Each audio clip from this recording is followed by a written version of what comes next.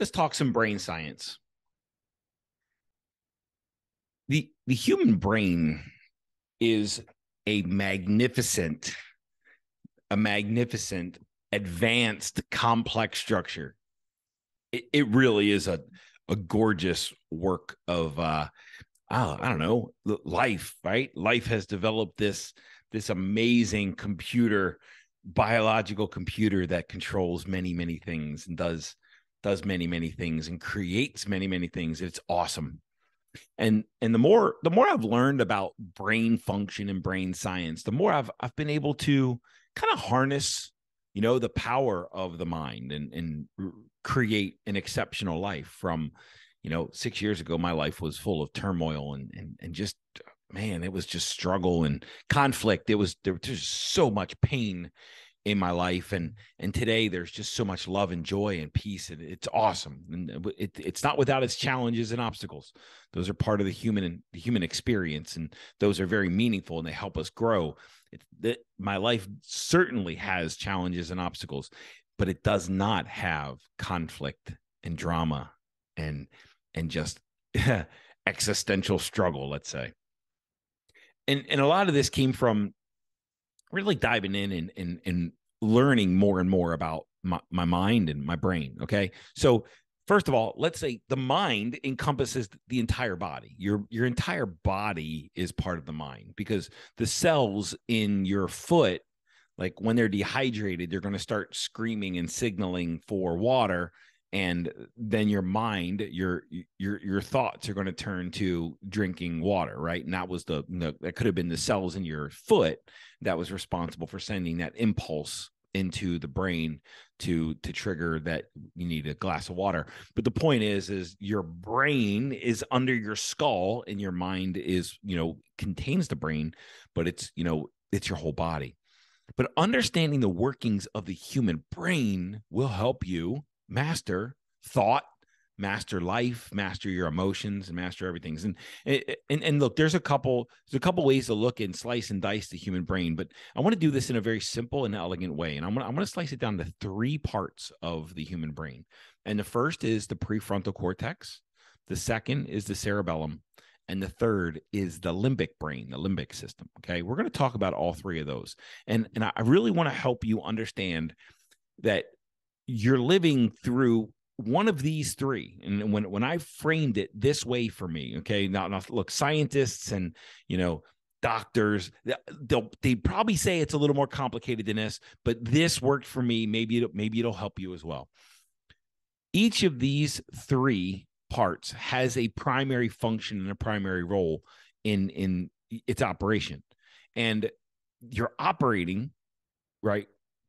You're operating through one of these at any given time. Like cognitively, you're operating through one of these. Okay. Functionally, you're operating through all of them at the same time, but cognitively, you're operating through one of these at any given time. So let's talk about the prefrontal cortex. The prefrontal cortex is this walnut looking part of the brain that's on the outside, the external portion of your brain. Okay. If it looks like two walnuts put together, and it has a right hemisphere and a left hemisphere, and it looks all like squishy and gooey and stuff like that. But your prefrontal cortex is the latest in the design of humanity, and it's awesome. So it helps us troubleshoot, problem solve. It helps us make decisions. Like, think of this. The prefrontal cortex is the seat of your conscious mind. Okay. Your conscious mind. This is where your voluntary thoughts come from. That they're voluntary and involuntary thoughts. And this is where your voluntary thoughts come from. Okay. So when you're sitting with a crossword puzzle, you're literally using your prefrontal cortex. When you're solving a math problem, you're using a prefrontal cortex. When you're trying to figure out where to go to dinner, you're using your prefrontal cortex. When you're designing a bridge, when you're building a rocket ship, you're using your prefrontal cortex. Anything where you're actively using your mind in a focused manner to achieve an outcome, you are using your prefrontal cortex. It's awesome. complete, the greatest thing, the greatest machinery, the greatest biological mechanism that life has ever created. It's fantastic. It's amazing. That's what makes us like human, and that's what accelerated our evolution and helped us build, civilizations, is our prefrontal cortex.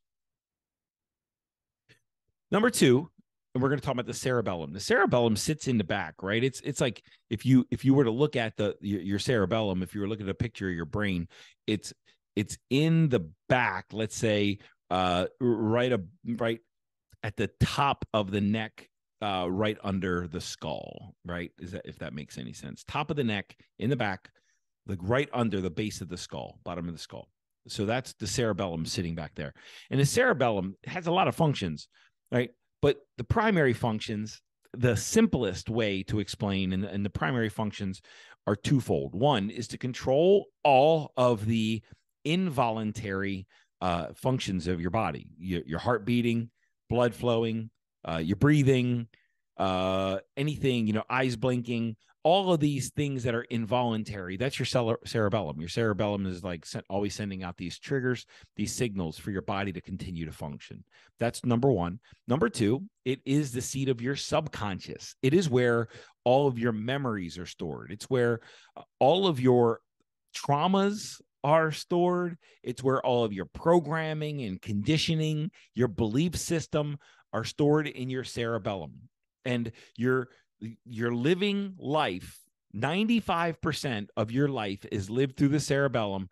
And what's happening is you're operating through beliefs and through your old experiences and through your perspectives. You're operating through what's stored in your cerebellum as truth, even if it might not be true, but you're operating as if it's true. And that's where it's all coming from. It's coming from your cerebellum. Very subconscious. Like when you, the best way for me to describe it is when you learn to drive a stick shift, you're using your prefrontal cortex, and you've got to, you know exactly, you're trying to figure out when to hit the pedal, when to shift, when to release the clutch, when to hit the gas, and you're coordinating all these appendages in your body parts. And at first you're using your prefrontal cortex because you're actively focused on this outcome. And over time, as your body, as your body understands the movements, and as it becomes part of your operating system, part of your, wisdom, I guess, wisdom is knowledge that's like embodied.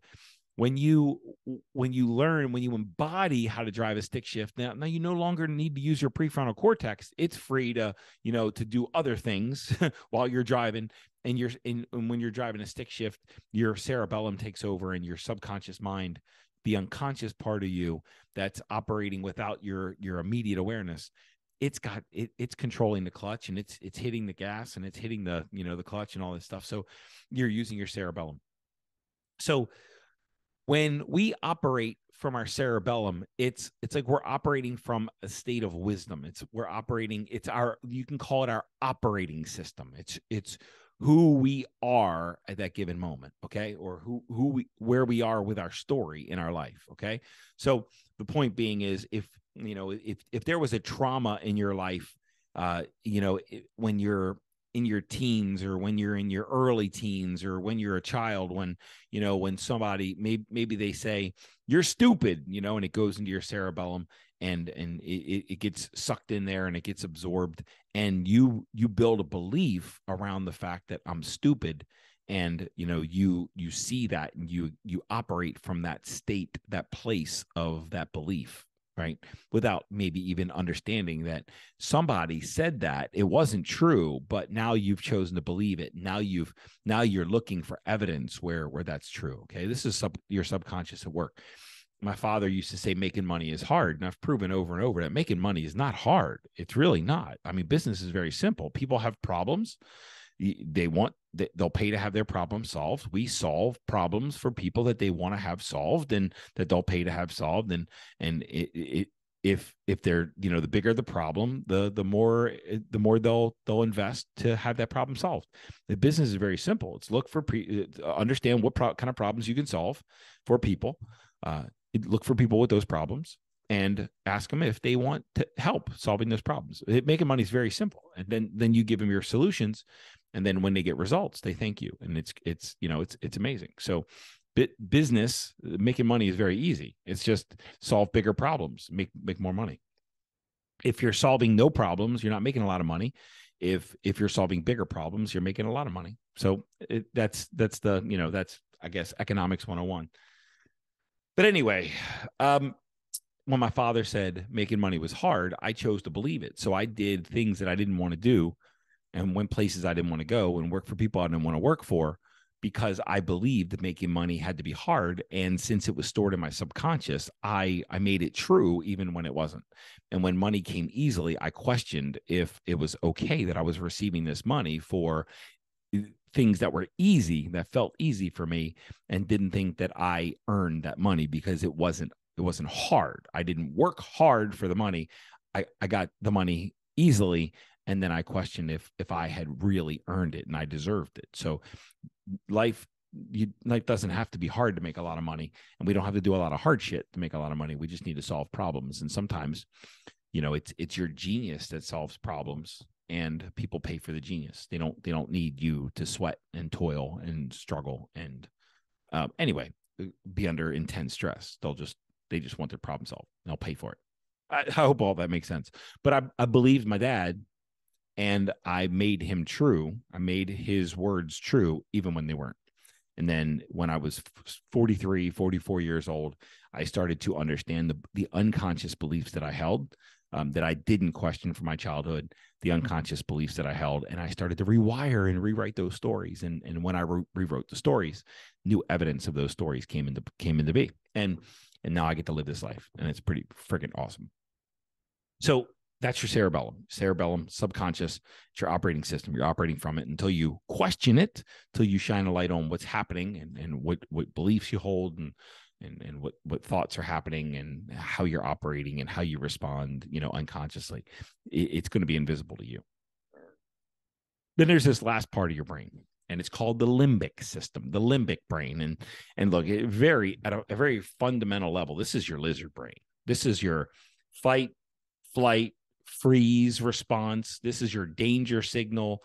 This is the fear-based part of you. This is what triggers, danger when there is no danger. It increases the level of cortisol that's in your body, the fear hormone. And when your limbic system is engaged and it's trying to keep you alive, that's its only job. It's not to keep you happy. Your limbic system its only job is to keep you alive. It doesn't care if you're happy or not. It doesn't care if you're wealthy. Doesn't care if you're successful. All it's doing is looking for uncertain circumstances, uncertain situations, and it's trying to get you to back up when there's uncertainty. So this is why growth is so hard in personal development. And this is why people self-sabotage, because as we grow, life becomes more uncertain. And as life becomes more uncertain, our limbic brain kicks into gear and it sends cortisol. It floods the body with cortisol to get you to back up into familiar circumstances, because it only has one job, and that's to keep you safe, keep you alive. It doesn't care if you're happy. It doesn't care if you grow. If you're alive, it's doing its job, and that's the only thing it's tasked with. But this is your survival mechanism. Your limbic brain is your survival mechanism, and it'll tell you that there's danger when there's no danger. And it's why people struggle from, they go to work and they go to jobs that they don't love, and they allow incredible levels of stress into their life, because they're flooded with danger signals constantly, and they've convinced themselves, the limbic brain has convinced them that they can't.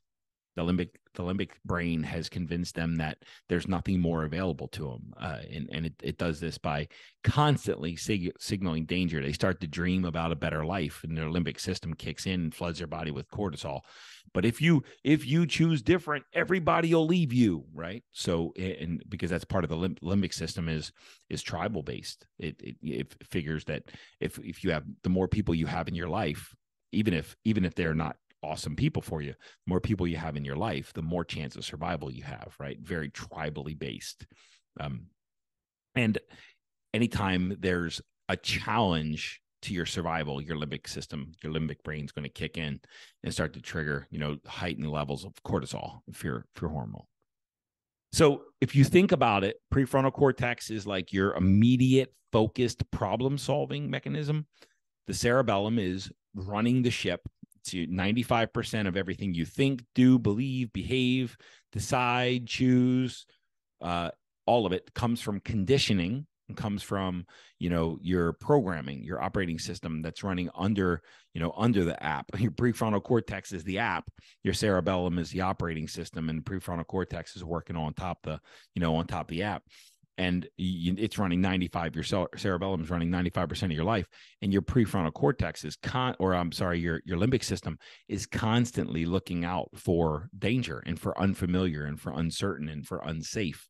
And one of these is running the show, like at any given time. And if you look at the state of humanity, and with all the people that hate Mondays and love Fridays, and they're avoiding pain and they're seeking pleasure, and they're doing is living an unconscious life where they're looking forward to having 2 weeks a year that they actually enjoy, and they're willing to sacrifice 50 weeks a year. If you look at the state of humanity and crime and all this, all the carnage that's happening. If you turn on your news, the news escalates everything, but there are things that happen in the world, and all this shit comes from the limbic brain, like signaling fear. So people need to control, and people need to wrong people, and people need to hurt people, and people need to take advantage of people, and people need to lie to people. They need to rob banks, and they need to start wars. And this is all limbic brain. This is all limbic brain decision making. Like religion, I would argue that religion takes advantage and leverages your limbic brain for its own benefit. Right? The business of religion. It's if I were building a self-serving business, I would convince people that they needed me too, and I would convince them that they're not allowed to think for themselves, and they need to look at me as the answer and as the source of their guidance, and they need to check in with me to see if they can do something.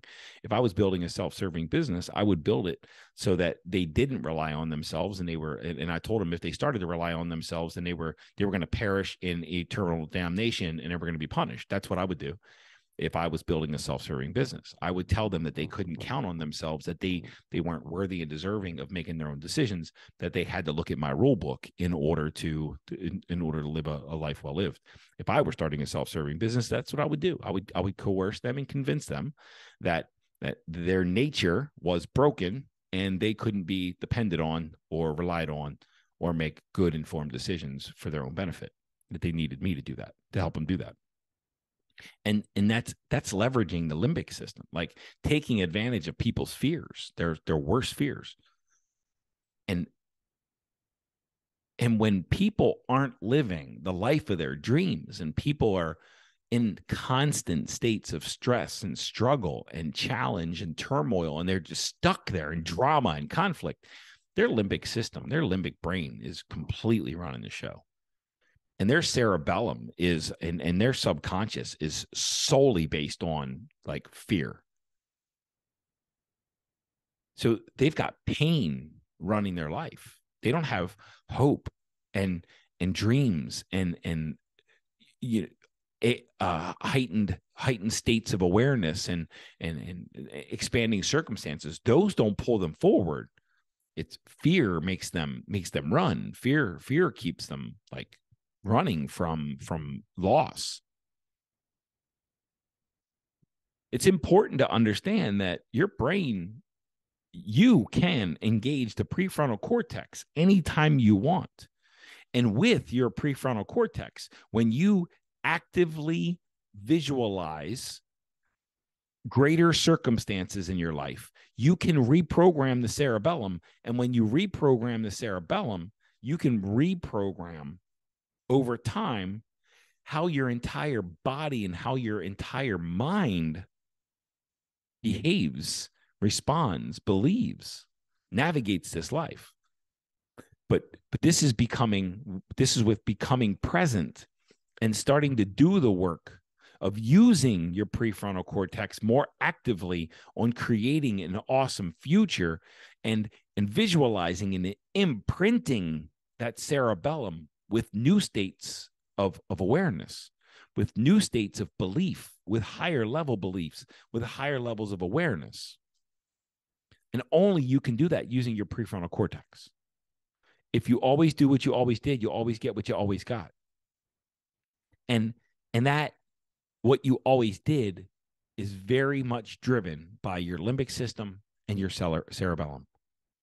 But you must engage the prefrontal cortex, which you're typically only using like 5% of your life. But when you actively engage the prefrontal cortex to create a new operating system in your subconscious, and you understand how to interact and how to engage with, actively, constructively engage with those danger signals that you're receiving from the limbic system, you can really take control of your life. But if you don't understand that you are either creating from the past or creating a new future, because many people are just recreating the past as their new future, because they're just going to continue to repeat the same patterns, the same behaviors, make the same choices over and over and over, expecting different results. If you always do what you always did, you'll always get what you always got. At some point, you have to break the cycle. You can actively engage your prefrontal cortex. Just sit down, close your eyes today for 10 minutes, 15 minutes, and just visualize a more beautiful future. Whatever you want, more money, more love, more joy, more whatever. And visualize that you already have those things. The mental images, imprint them, just live in them as if they're happening right now, and flood your body with the emotions of already having that thing. And that is how you actively re-imprint your cerebellum for what you want instead of what you already have. The mind and the emotions of the thing that you want, the thoughts and the feelings that you assign to those things that you want, when you choose them together, you will re-imprint and you will retrain your subconscious to act from that place. And when you act and behave and you live from that place, you will see your life change before your very eyes.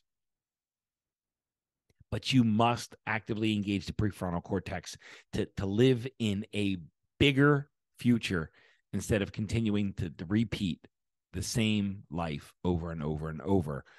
Hating Mondays, loving Fridays, living for the weekend, working for people you don't want to work for, doing jobs you don't want to do, struggling from month to month financially, struggling to grow your business, whatever it is, whatever you're stuck in, it's because you're subconsciously programmed to be stuck there.